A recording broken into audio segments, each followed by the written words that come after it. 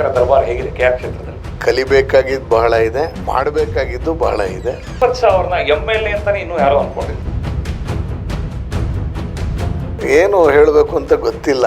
ನಮ್ಮ ಕಾರ್ಯಕರ್ತರು ಹೇಳ್ತಾರೆ, ಹಣ ಅಧಿಕಾರಿಗಳ ಜೊತೆ ಇಷ್ಟು ಸಾಫ್ಟ್ ಆಗಿರಬೇಡಿ ಅಂತ.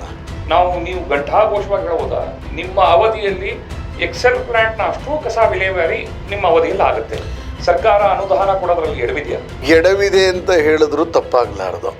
KR ಕ್ಷೇತ್ರದ ವಿಚಾರವಾಗಿ ಅಥವಾ ಬೇರೆ ಯಾವುದಾದ್ರೂ ನಿಮ್ಮ ಈ ಸಾರ್ವಜನಿಕರ ಕುಂದುಕೊರತೆಗಳನ್ನ ಶ್ರೀವತ್ಸ ಅವರು ಮುಖ್ಯಮಂತ್ರಿಗಳ ಹತ್ರ ತಗೊಂಡೋಗಿ ಇಟ್ಟಿರೋದು ಉಂಟಾ? ಎಲ್ಲವೂ ಮಹಾರಾಜರು ಮಾಡಿದ್ದನ್ನ ಅವಲಂಬಿತ ಆಗಿದೆ. ಪ್ರವಾಸಿಗರಿಗೆ ಏನಾದರೂ ಹೊಸ್ತು ಮಾಡಬೇಕು ಅನ್ನುವಂಥ ವಿಚಾರವನ್ನು ವಿಧಾನಸಭೆಯಲ್ಲಿ ಪ್ರಸ್ತಾಪ ಮಾಡಿದ್ದೀನಿ. ಮೈಸೂರಿನಲ್ಲಿ ಒಂದೇ ಒಂದು ಸರ್ಕಾರಿ ಇಂಜಿನಿಯರಿಂಗ್ ಕಾಲೇಜ್ ಇಲ್ಲ.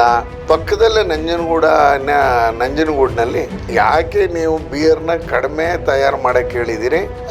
ನಾಡಿನ ದೊರೆ ಮುಖ್ಯಮಂತ್ರಿಗಳಿಗೆ ನಾನು ಕಮಿಷನರಿಂಗ್ ಮಾಡಿದ್ದಾರೆ, ಸರಿ ಇಲ್ಲ ಅಂತ ಕೊಟ್ಟೆ. ಇವತ್ತವರೆಗೆ ನನಗದು ಉತ್ತರ ಬಂದಿಲ್ಲ.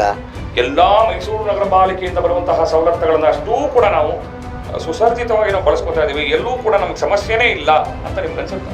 ಇಲ್ಲ, ಸಮಸ್ಯೆಗಳಿದೆ. ನಿಮಗೂ ಗೊತ್ತಿದೆ, ಮೈಸೂರು ಮಹಾನಗರ ಪಾಲಿಕೆ ಆಗಿರ್ಬೋದು, ಮೈಸೂರು ನಗರಾಭಿವೃದ್ಧಿ ಪ್ರಾಧಿಕಾರ ಆಗಿರ್ಬೋದು, ಭ್ರಷ್ಟಾಚಾರ ತಾಂಡವವಾಡ್ತಾ ಇದೆ. ಯಾವಾಗ ನಿಲ್ಲುತ್ತೆ?